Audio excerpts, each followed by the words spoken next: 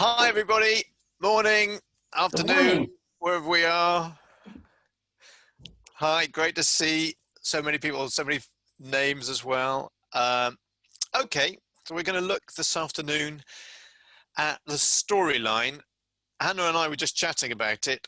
This is a little bit tricky for us, and I might make some mistakes because when we write it, we chew over lots of different ideas for how things might play out. And, we might have sort of literally 10, 12 things. Well, this person might do this. Well, should we do that? Should they say this? And so on. Well, maybe we should do it this way. So, forgive me if I make some, make some mistakes as we go through. I think, the main thrust should all be okay. I'm not going to, it might take, if we're teaching this in the classroom, 2, 3, 4 years to cover the whole story with the students. So obviously here now, we've got about an hour.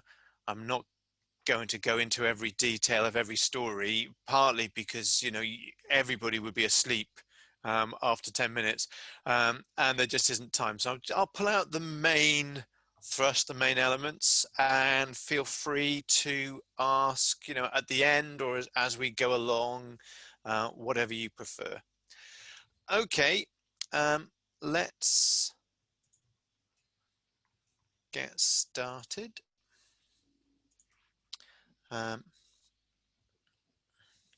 Hopefully, Hannah, have I done that right? I think I might be sharing the wrong screen. Actually, let's try that again.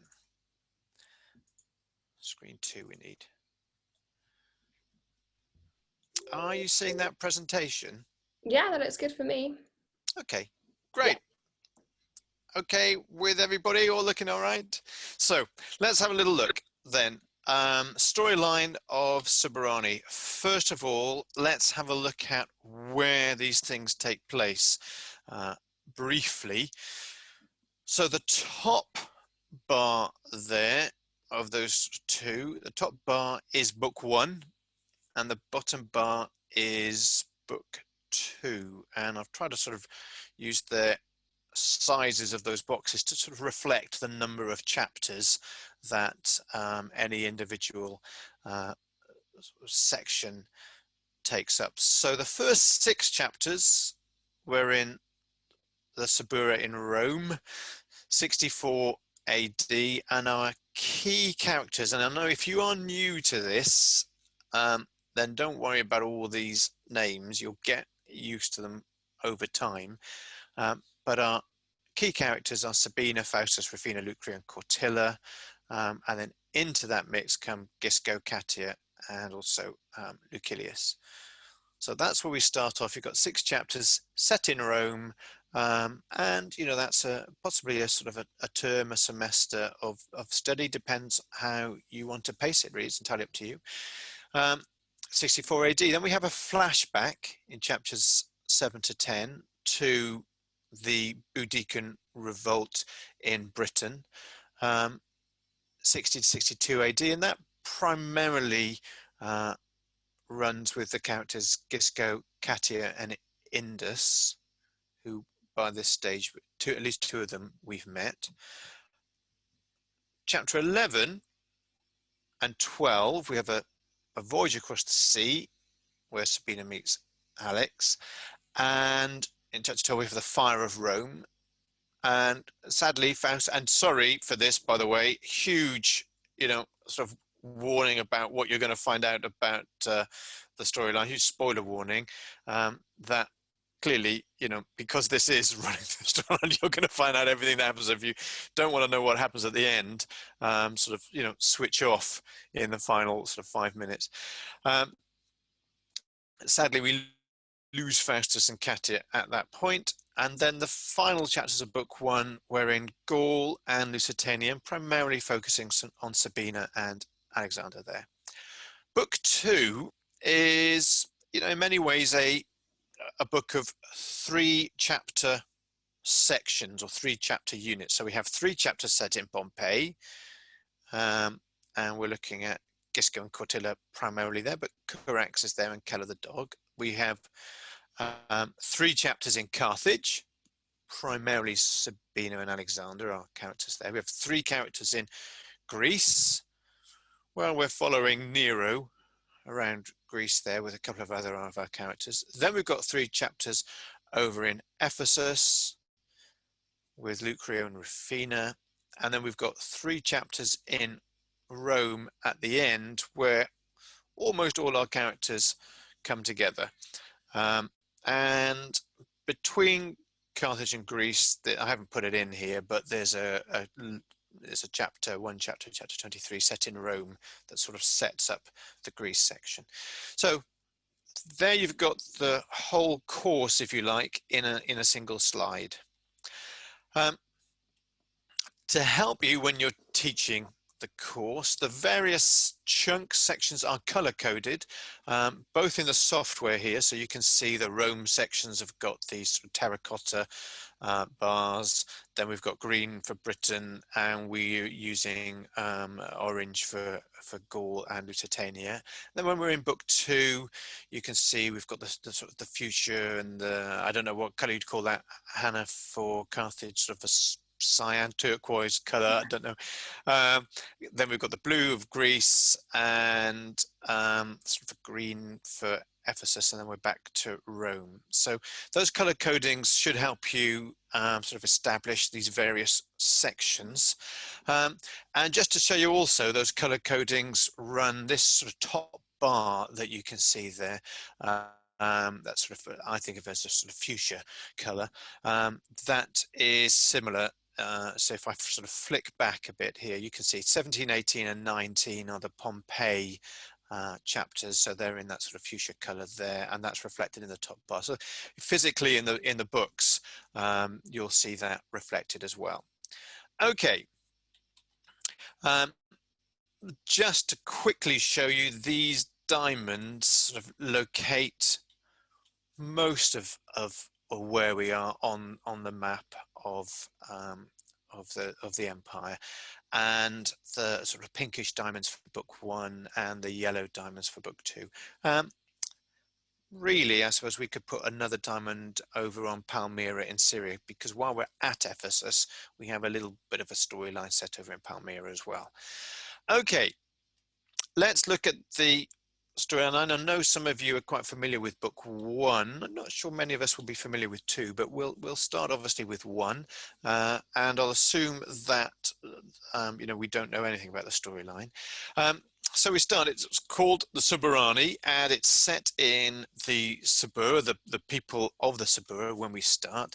And here we've got Sabina introducing herself. So much of how the students learn about the ancient world depends on the eyes of the characters that they see that world through. And if we ran the course where the sort of key characters were very wealthy, then they'd see the Roman world through the eyes of a wealthy person.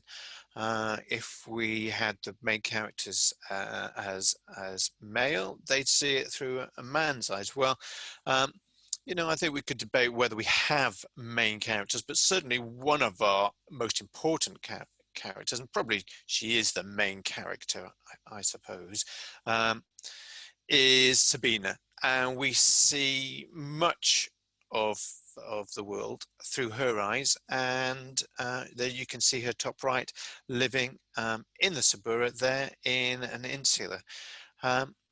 So a young girl, we quickly meet her dad there. You can see him in images 10 and 12. His name is Faustus. He's modeled somewhat on the landlord in Plebs. I don't know if Plebs has made it across to the US or not, but that's her dad. And then we see the other lady. Well, if I were to ask you to guess, you'd probably say that's her mum. It isn't her mum, it's her aunt. It's her dad's sister. And we don't know anything about her mum. And, you know, if you were to ask us what's happened to her mum, we have no idea ourselves. We don't anywhere in the course mention what has happened to Sabina's mum, because the characters know what's happened, and I think we felt it's more interesting to leave it as an open question. And possibly if we write, or when we write additional stories, maybe we could start to come up with some ideas there. But did she die in childbirth, and Sabina survive? Has she, is she away somewhere? Did she die from something else? Has she been sold into debt bondages and so on? Well, we don't know. But this is our little family: Sabina, her father Faustus, and her auntie Rufina. Notice here that Faustus, he's asking his sister what's she up to, and he doesn't know. In 12, you can see he doesn't know where his daughter is, and he asks his sister, "Where's my daughter?" And it's Rufina, the aunt, that calls for her and wonders where she is. And that's sort of purposeful to sort of hint at the fact that actually Rufina might be closer to Sabina, might have a closer relationship with her than her dad. Or maybe, her dad is relying quite heavily on his sister to help bring Sabina up. But these are all sorts of ideas that you can start to bring out and see what the students think. And this is our setting in the Suburra in Rome. All sorts of things going on. So that's how we start. All sorts of things happening. Not sort of two parents, two children, a cat and a dog. There is a dog, and if you look up on the roof there is also a cat. But these are animals of the place, really. So we start there in the Suburra. In chapter 2, into our storyline comes a family, at least sort of one of whom is a migrant from war. We've got here Katia is the lady, and her husband is Gisco, and they've got a little boy, and she's certainly a refugee from the war in Britannia, the Roman invasion. We'll look a little bit more at that in a moment. Gisco himself is a soldier. So she, if we think of ourselves in Britain, she's a local woman who's married a Roman soldier, and they've had a child together. And you can see them coming in to Rome there in image 16. In some senses, they're all Roman, but these guys have never been to Rome before. And as they come in image 16, there's a boy at the side of the road, and he introduces himself as Carax. We're going to find out that there at the bottom of that image that he's enslaved, and he is one of the people who's enslaved by Faustus and Rufina. So they come in to the city.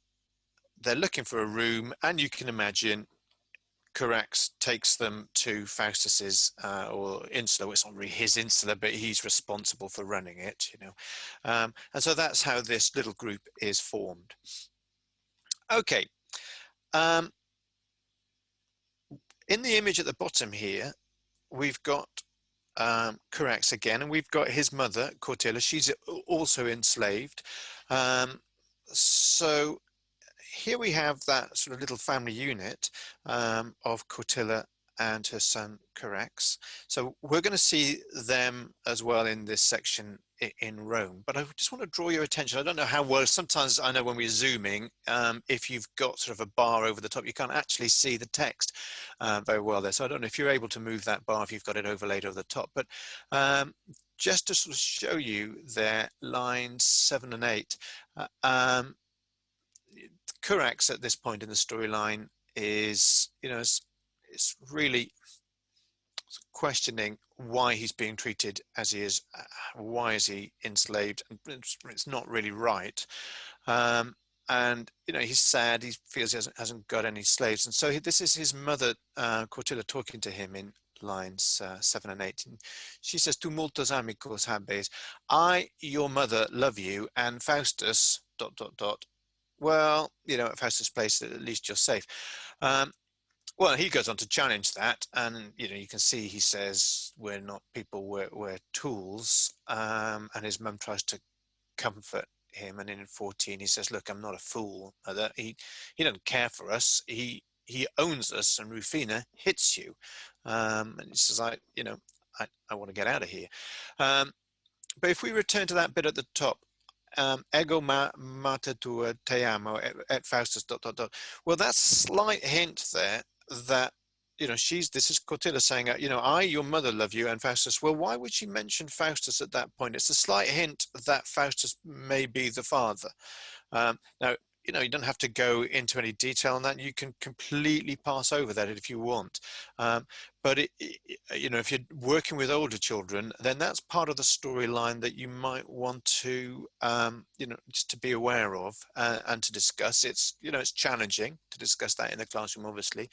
But I think we feel our job is not to obviously to create materials for her that can be used in a school environment, but for all of us as educators, it's not our job to sort of portray an image of the Roman world as it wasn't. We have to educate them honestly, and if we were history teachers, we would be saying, look, these are the facts. So little things like that are dotted around, but in this session on the storyline, I thought probably worth touching on that. Some other things that are worth sort of drawing out at this point.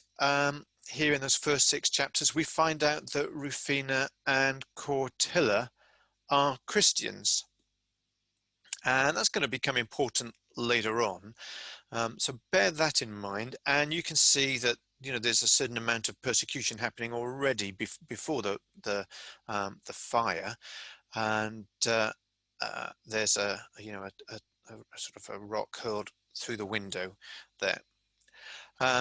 So bear that in mind. Rufina and Cortilla are established as Christians. They're in chapter 4, in fact. Another part of the storyline that's established in this initial phase in 1 to 6, right very early on, actually, this is the second story, we see somebody from the completely different end of the wealth spectrum, Lucillus.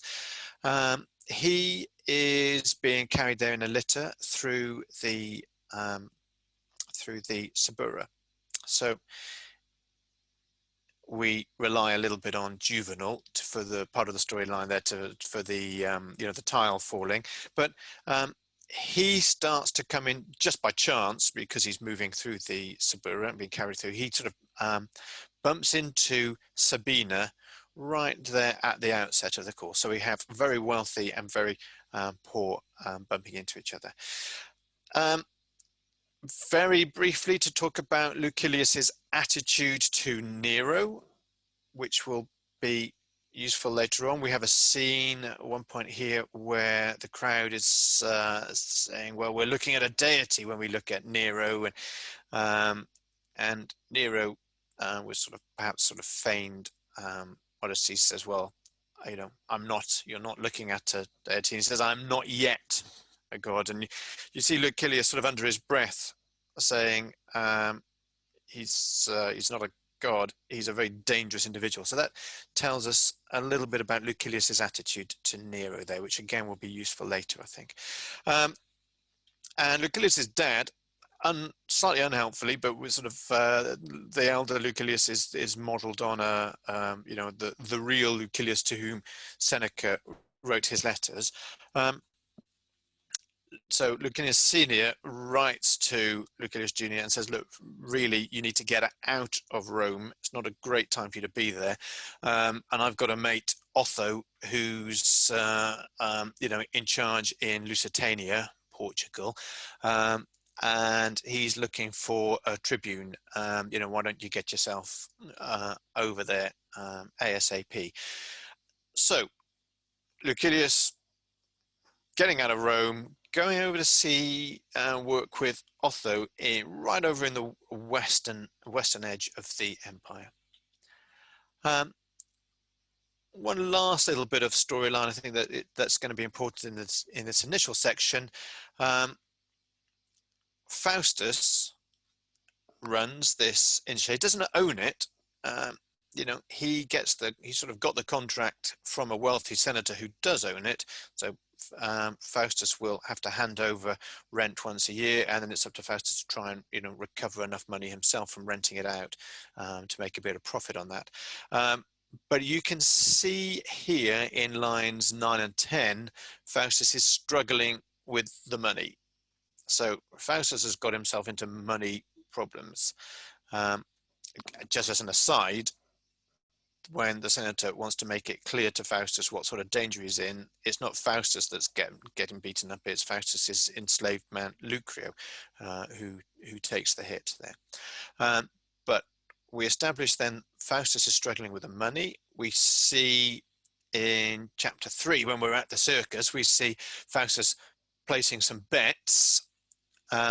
Well, you can probably imagine it doesn't go very well for him. And before long, we've got a scene where the senator's slave turns up at the insula and says, you know what, my owner wants his money. And he says to Sabina, if you look sort of towards the bottom there, as in magno periculo, you're in a lot of danger. And that's because if Faustus can't hand over the money, he's going to have to hand over his daughter instead into debt bondage. So we have our key character, if you like, if you want to think of her in that way, Sabina, as actually on the edge of being, it's not quite slavery, but it is, as I say, a form of debt bondage. She's at risk of that as we come to the end of the section set in the Suburra. Okay, well, you might remember Gisco, the soldier. The guy from Britain. When Gisco and Faustus are in town doing a bit of shopping, Gisco bumps into an old friend of his, Indus, from the war in Britain, and so they get chatting. And Faustus doesn't really know anything about Britain, so he says, well, how were things in Britain and what happened and so on. So we then move into, from chapter 7 to 10, a flashback. The whole thing is the entire time, and I think, it could just be one evening, might be 2 evenings, but I think the whole thing can be done in, can be envisioned as happening in one evening. They sit in the bar, and Gisco and Indus tell the story of what happened in Britain, and Katia, I should say as well. Katia, Gisco's wife, is also telling that story. So what happens in the story? Well, these characters that you can see in sort of images 2 to 5 are Katia's family. So we learned that her family, her dad was a blacksmith, her mum was an artisan, and they used to make swords. And you can see the sort of environment in which they lived.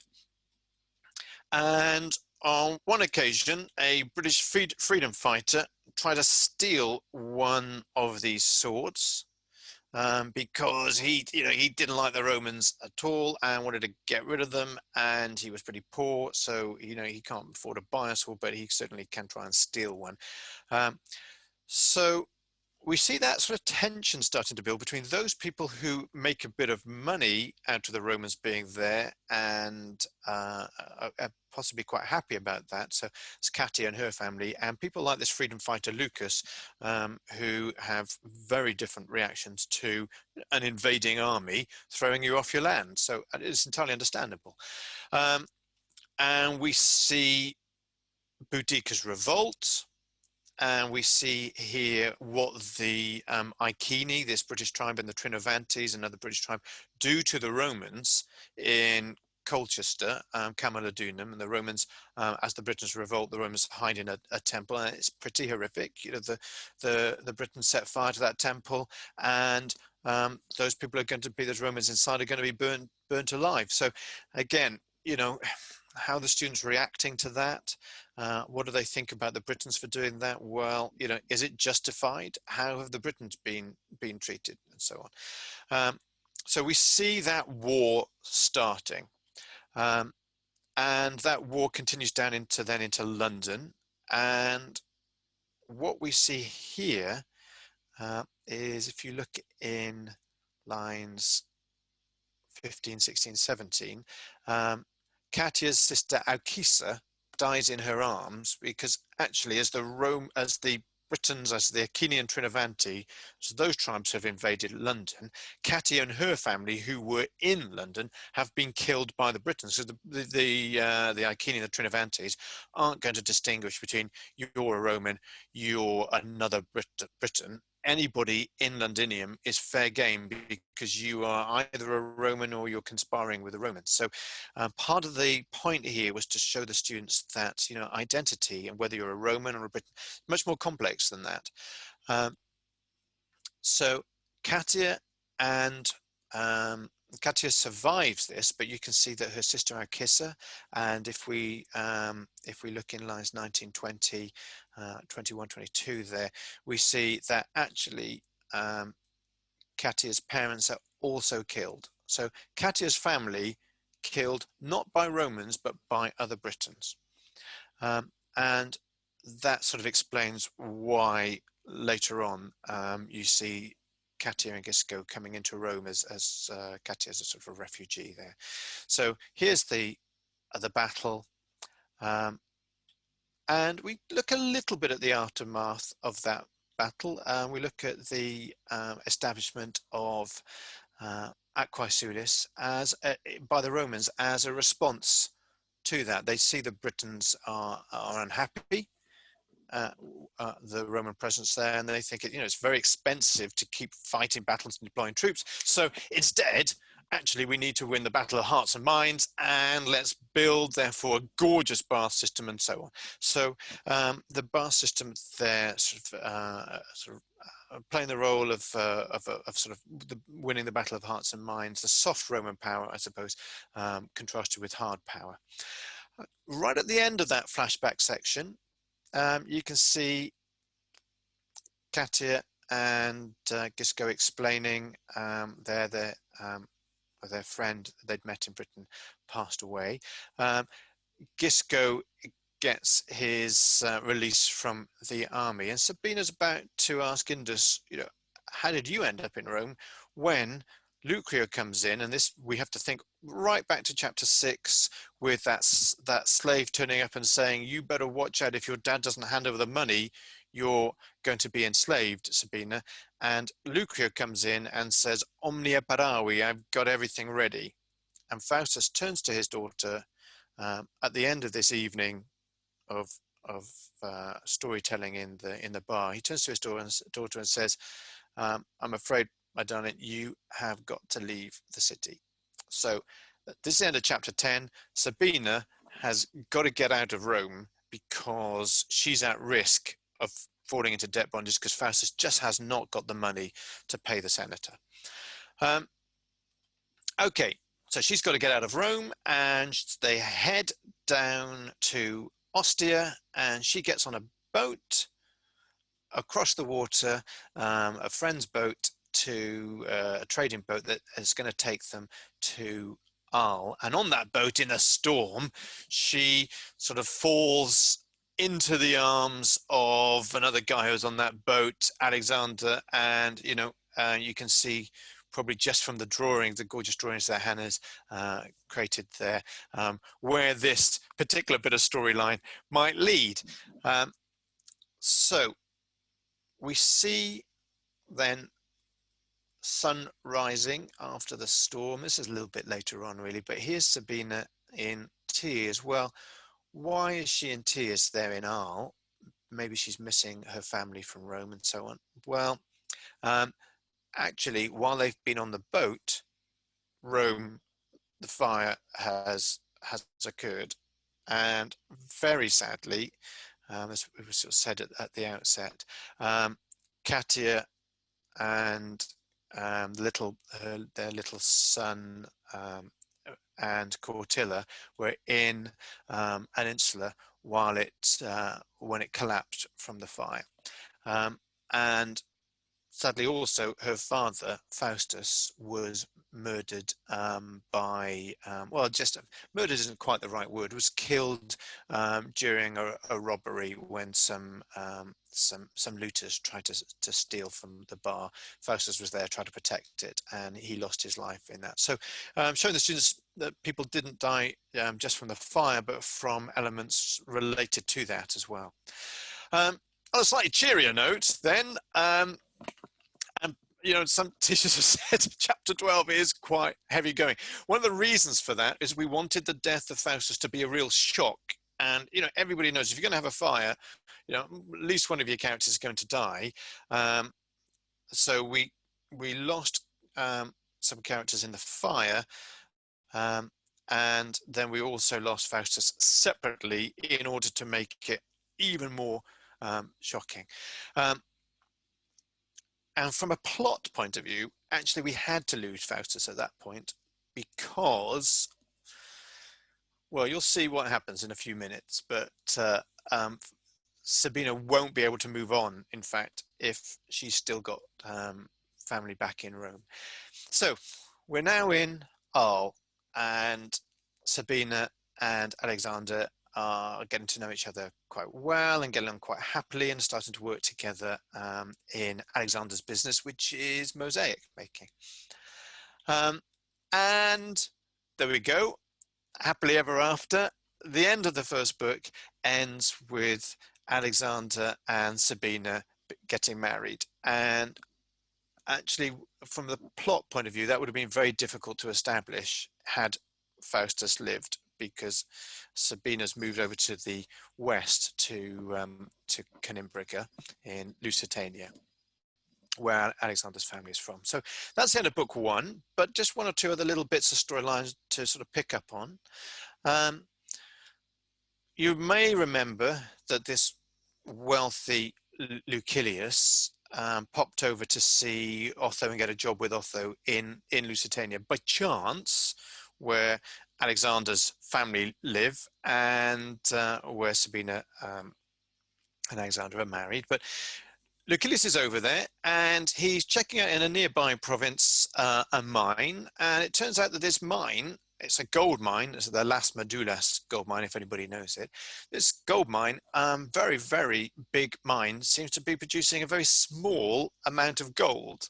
So something seems amiss there, and Lucillus and his enslaved man start having sort of a poke around, and they find that, well, this mine is producing plenty of gold, but it's not making it to the imperial mints.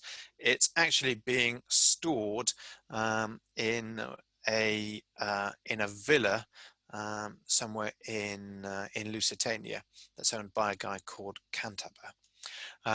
And as it turns out, towards the end of book one, Cantaber is working for Otho. So it's actually Otho that is redirecting money from the gold from the mine to his own sort of storage area.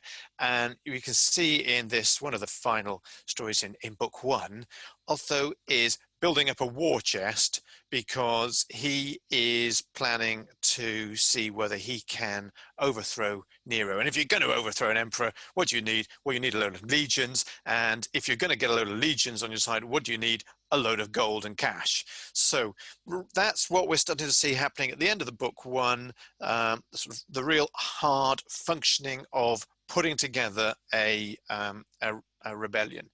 Okay, into book two. Book two starts in Pompeii, and lovely sort of daily life of Pompeii. And you can see, well, who have we got here?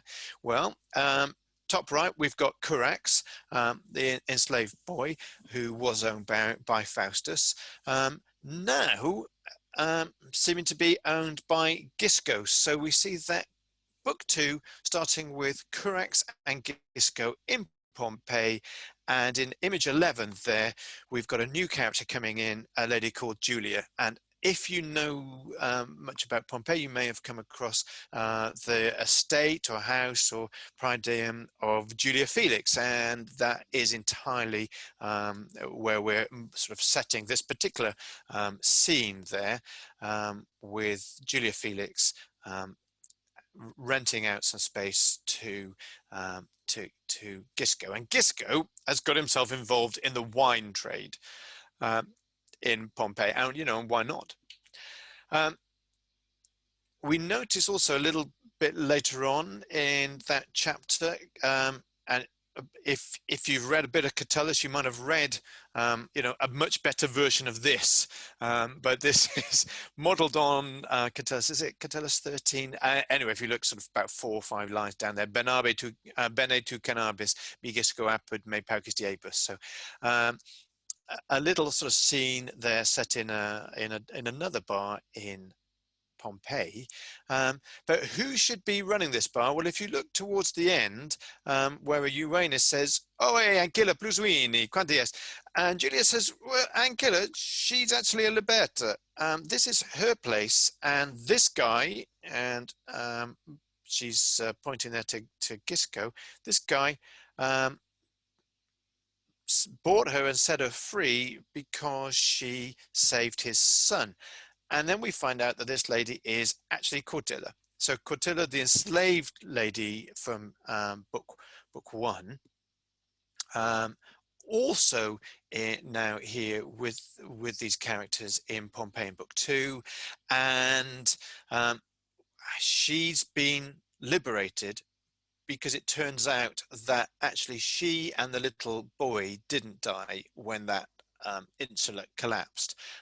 She was able to save Gisco's son, and thanks for that, Gisco purchased her and set her free. He has not set free Carax, her son. He's not made her money. He can't afford to do that himself, but Cortilla at least has earned her freedom. Okay. We meet Ampliatus in chapter 18, a wealthy guy, also in the wine trade, and Gisco, being in the wine trade, wants to see if he can, if Gisco can become the, if you like, the client of Ampliatus. Well, that that sort of is going to introduce some problems, but we'll come back to that in a second. We also see here Cortilla, and this is sort of a bit of a light-hearted bit. Cortilla in her bar, somebody breaks one of her amphorae, and they find on it a little bit of a recipe, and she hooks up with a friend who makes garum, and between them they put together a recipe for some gorgeous garum. And they think maybe if we sell this, we can become quite rich.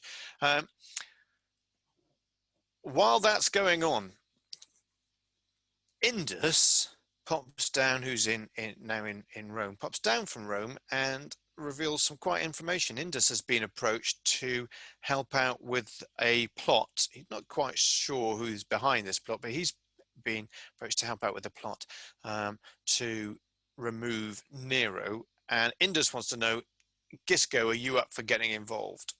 And Gisco isn't certain, Indus isn't certain whether they should go ahead. And if you look over on the right hand side of the top there, line 25, Gisco's saying, look, either one bad person, i.e. Nero's going to die, or a lot of innocent people are going to die.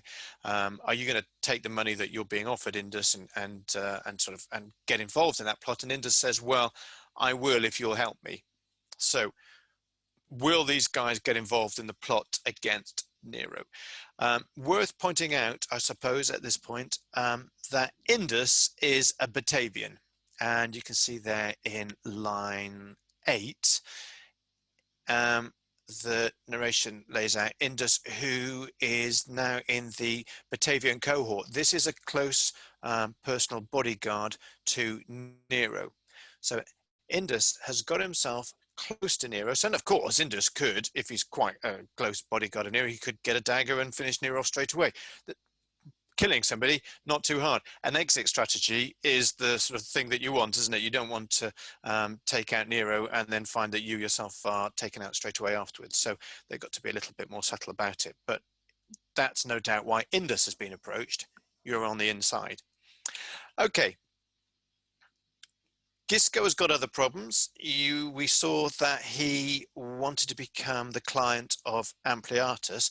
Well, it turns out that Ampliatus is, very wealthy, but has very low standards, and is quite happily ripping Gisco off, buying his wine, which is good quality wine, and selling it as his own at a much higher rate, or selling it as Falernian wine at a much higher rate. And Gisco, being a good guy, doesn't want anything to do with that. I don't want my wine being passed off as something that it isn't. And I also don't want this guy making loads of money out of it.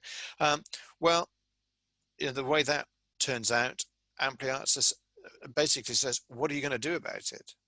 I'm very wealthy. I've got a load of power here in Pompeii. Nobody's going to challenge me. Bad luck. So at the end of this section, we've got Gisco being offered a chance to get involved in a rebellion and move against Nero. It's quite happily, in some senses, settled in Pompeii, but in other ways, he feels that he's being, sort of used. Okay, that's the Pompeii section. Now we switch over to Carthage, and we're back to Sabine and Alexander, and we're in North Africa, and we've got a new character coming in at this point, Hermione.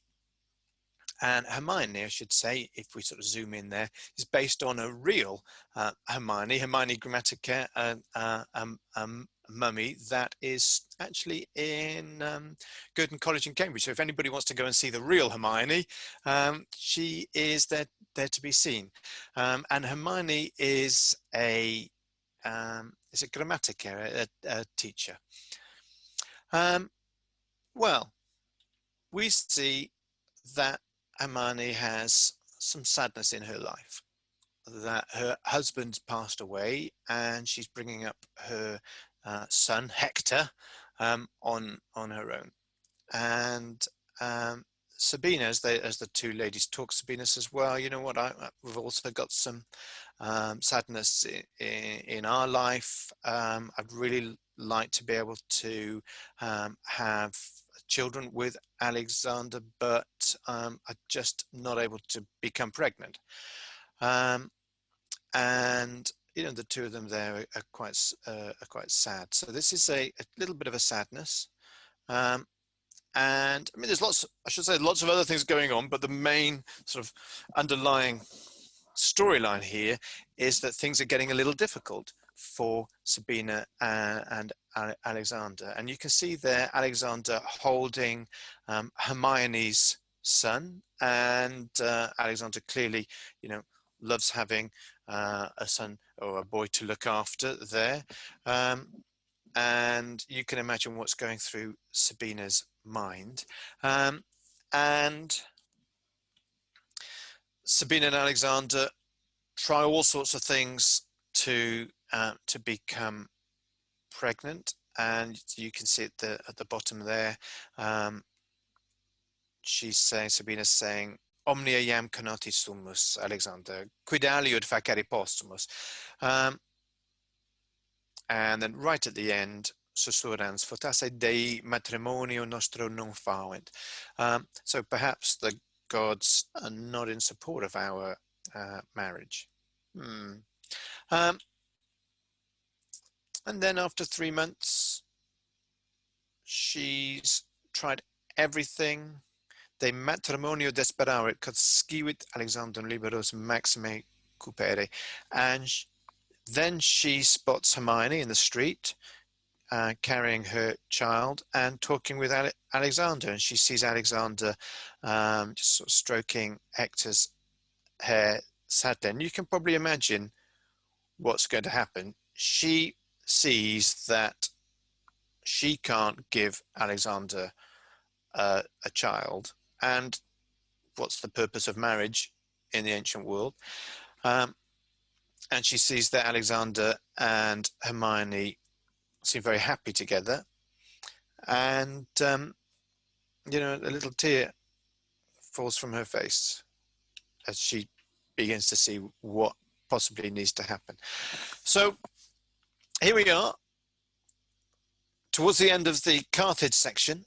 Fortuna we see a group of workmen or workers running and saying, "Good day, Sabine, Mog's now is discarded. The boat's about to leave. Come on." And a little group of workers have got to go from Carthage to, where does it turn out they've got to go from?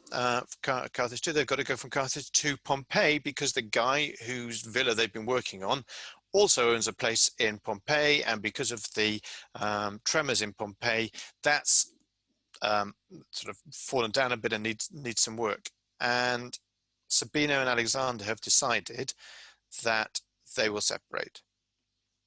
Sabina will get on this boat and head over to Pompeii, and Alexander will stay in Carthage. And you can see there at the end of this little section, "In pupe stetit Sabina, Alexandrum terram vitam suam respicien." So that's quite a sad little section. She's leaving. Well, 8 days later on, Sabina arrives in Pompeii, and who should she find in the harbour as she pulls in?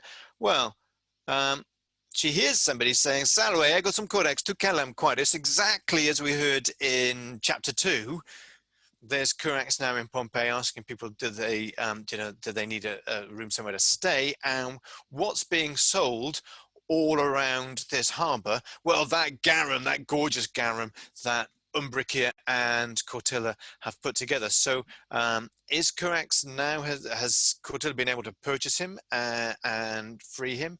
Are they not yet at that point? Well, it's not explicitly said, but it looks like things might be heading that way if they haven't arrived there already. Okay. And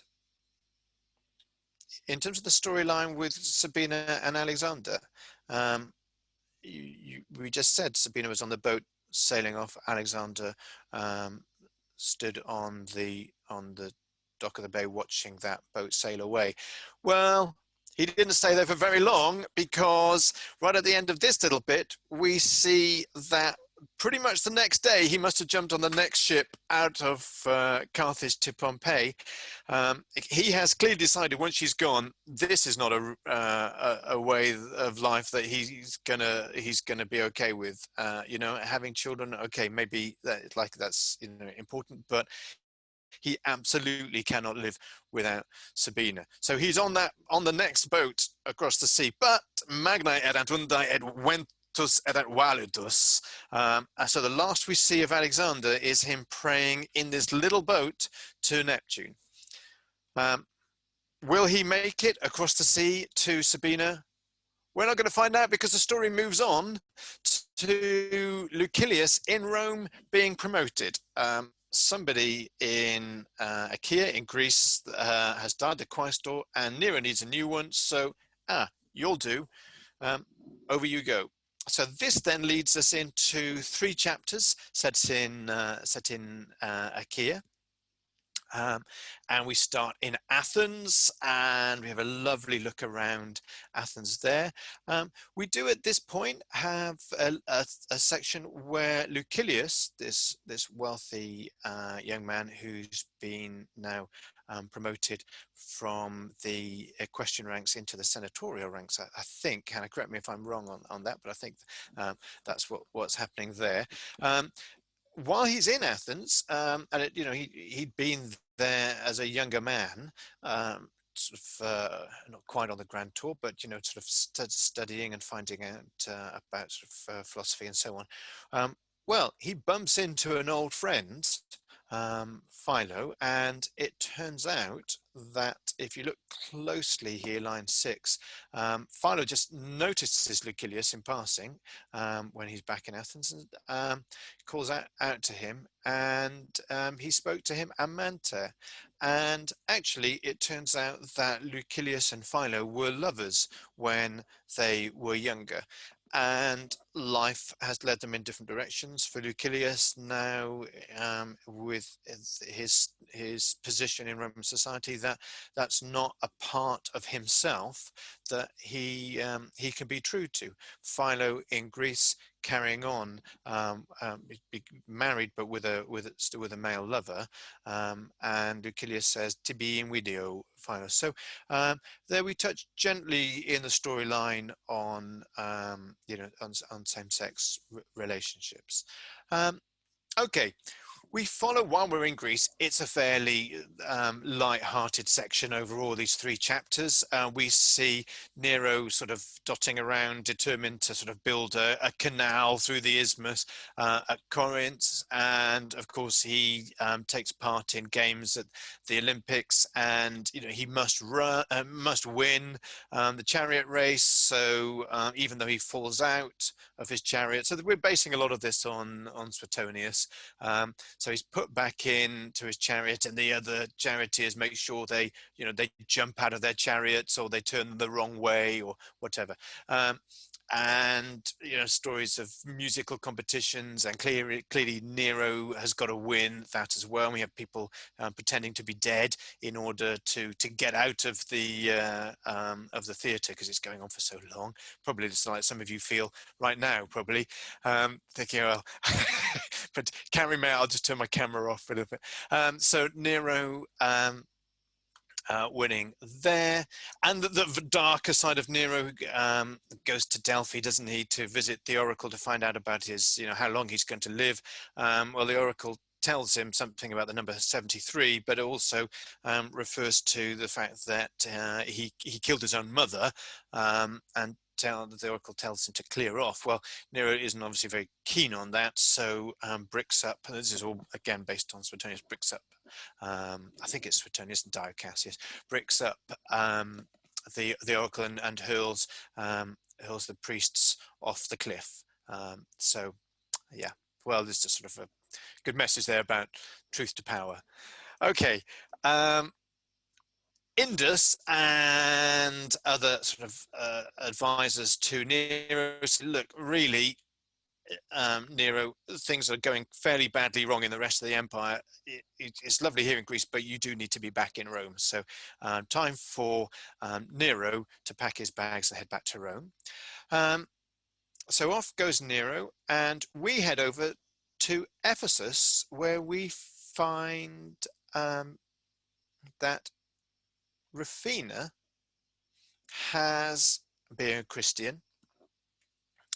We haven't seen her for a while, but she's had to flee Rome because of the persecution of the Christians, and she's headed over to Ephesus, where, as we know, there was a very strong Christian community, and she's gone with Lucrio. If you look there in image sort of 7, we can see she's taken Lucrio with her, and Lucrio was clearly injured at some point. And we find out that he was injured in the fire, but a doctor saved him, and it was a doctor that helped Rufina escape from Rome on a boat. This doctor had sort of moved into trade, and the doctor helped Rufina escape, and they took Lucrio with them, and the doctor saved Lucrio while they were traveling, while they were sailing, and also taught Rufina some things about medicine. So Rufina has become a lady who deals in herbs and healing. So a doctor, if you will. And yeah, that's where that story is told. So we've got now Rufina as a doctor, and in Ephesus, there's the governor of the province there, and his daughter Apollonia falls quite ill. So Rufina, well respected, is called in to look after Apollonia. And bad news, Apollonia does not survive, and the governor gets very cross and accuses the doctor, accuses Rufina of actually and starts by accusing her of not really caring, and then accuses her of actually murdering his daughter. So Rufina is accused of murder. She's taken to trial, so we see sort of the way Roman law works, and she says, well, I'm a citizen, and I demand my my right to be judged in Rome, because she feels obviously I'm not going to get a fair hearing here in Ephesus if it's the governor telling me or telling everybody that I've killed his daughter. So that section ends. The Ephesus section ends with Rufina traveling out of Ephesus, heading over to Rome in a in a jail cart. So the scene changes back to Rome. Nero, if we read our Suetonius and Cassius, Nero becoming less and less stable and thinking that there's all sorts of bad omens going on, and Nero's having bad dreams and is certain that he can't trust people around him, and he can't trust his own poisoner Locusta, and up turns this lady Rufina, who is there to be judged for killing the daughter of a governor, and by doing so by poison, because it's well established that this lady, Rufina, knows all about how herbs and poisons work. And Nero thinks, well, this is actually quite handy. I don't trust my own poisoner Locusta anymore. I think actually rather than killing this Rufina, I'll put her, keep her hanging around the place, so that she can work for me, and I may be able to trust her a little bit more than Locusta. So now we've got a situation where we've got Rufina in Rome, we've got Lucillus back in Rome and Indus, and our characters starting to put together a little plot to take out Nero. We also see Otho teaming up with Galba. So what we're trying to do here is sort of look at Suetonius and look at the things that he says, such as Galba and Otho working together, and look at where some of the gaps are, and start to weave in the final chapters our characters into Suetonius's story. And as we come to the end, then we see Indus talking to Rufina, and Indus saying, well, Lucilius has now heard from Otho, all the pieces in place. We've got the money, we've got you in the form of a poisoner. I'm close to the emperor. With all these things in place and with the new team ready to come in, we can now take out Nero and replace him with Galba. So Rufina, and this we're going to sort of some details here.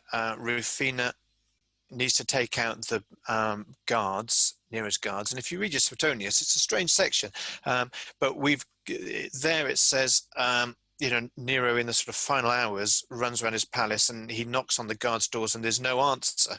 Well, there's no explanation in Suetonius of why these guards don't answer the doors. Well, there is in Suburani. The reason why the guards don't answer the doors is because Rufina has put something in their food to knock them out. So she's just drugged them all. They are not able to come to Nero's help. Nero, in the sort of famous words there, then says, he asks somebody to kill him, and he can't even get one of his people to kill him. So, net amicum habeo nec inimicum. So Nero really is, in the last few hours, and again, this is based entirely on Suetonius. So what's really happening here by 32 is, we've morphed from our sort of created text that we're writing to original text where we're just adapting them a little bit. So Nero decides he needs to go and hide somewhere, and one of his freedmen, Phaon, suggests the villa just on the outskirts of Rome, and Indus and Phaon and one or two others go with Nero there. And, well, at the same time, Nero is sort of hiding away. He's hiding away because the Senate is debating what shall we do with Nero. So things have got, in 68 AD, things have got to the state where the Senate is really thinking, should we decide that Nero is, is no longer accepted, and should we give our allegiance to Otho and Galba? And our conspirators have a slight issue there, because of course the Senate could say, well, actually, let's just stick with Nero. Well, they don't take that chance. They fake a letter from the Senate, and they have Gisco deliver a letter to Indus and Nero, saying that the Senate has identified you as an enemy of this state. So they use a fake letter, deliver that to Nero in his hideout, and Nero, realizing what's coming, takes his own life. So do they kill him, or do they persuade him to kill himself? Well, that's, you can go back to the Suetonius really, and sort of decide for yourselves there. So as I say, what we've tried to do is insert our characters into the sort of the lacunae that are there in the Suetonius. So there, towards the end of 32, sic periit Nero. So we're pretty much at the end. Roll forward a few years, we're back in the Subura with our Suburani, and this is the very final story in 32. We've got Sabina looking out of that window, just where we saw her in chapter 1, looking out of the window of the of the peninsula, and we can see Indus now running the bar. And if you look closely, remember he's a Batavian. That's a little joke there. That bar is Bartavia. And there's an elderly lady making some herbs and selling medicines, and that is Rufina, looking after Sabina's children. And Sabina and Alexander have found each other. They've got their family, and they're back in the Subura, and there is Alexander still working on his mosaics. And the course finishes with Sabina now with her own daughter, and helping her to read, and it's noisy and they can't read very easily, and we finish just as we began, Subura numquam est quieta. Okay, so there is whistle stop. That is the 32 chapters, 2, 3, 4 years of storyline. In a tiny nutshell, loads of things left out. I mean, loads and loads and loads of small stories to sideline. I mean, all sorts of things.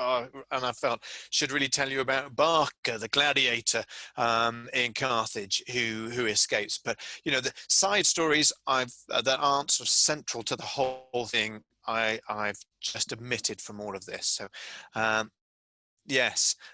Happy ending. Well, it depends who you are. Obviously not happy for Nero, but yeah, happy ending overall. So there might be loads and loads of questions. Some people might sort of want to point out that thanks, that you may feel there's inconsistencies. Does anybody have any questions? There's a fair bit been going on in the chat. Hannah, is there anything still open from that, or that we should I think one kind of topic that came up was the time progression. So what years things happen. So obviously in our planning document, we do have some idea of when things are happening, but it's not always told in the stories, is it? Yeah, we don't really, it doesn't say in the stories, here we are now in 63 AD or, 65 AD. I'll tell you what I'll do. I've just wound the presentation back to that. Can you see that storyline, locations and characters slide? Is that showing on the screen? Yeah. Okay, so we start in 64 in 1 to 6, chapters 1 to 6. Then there's flashback to 60 to 62 in Britain, and that's pretty secure. The Voyage in the Fire of Rome, obviously that's 64 AD, that's known. When we're in Gaul and Lusitania, that's then 64 through to 65. And some of this is a bit, if you try and, when we were writing it, we did, didn't we, Hannah, in our spreadsheet say, okay, this has got to be spring 67 at this point and so on. So it does all fit together. Pompeii, when we arrive in Pompeii, I guess that's sort of 65 ish, isn't it? 65, 66. Yeah. The Greece section, that is something that we can tie down. That is 66 through to September 67. I think we felt that the research should suggest that he Nero must have left Greece in around about a sort of autumn, September, October, November 67, I think. Yeah. So that Greece section is finishing around about 67, September 67 AD. So that's sort of 66 through to 67. Ephesus, well, that's going to be around about, that same sort of time then, 67-ish. And again, there's plenty goes on, but actually it could all be probably sort of squeezed into the space of a week, really. And then the Rome section, well, I didn't talk about that in this session, but in chapter 31, we cover the rebellion of Vindex. It's all the V's, isn't it? It's the Vindex, and who's the other guy, Hannah?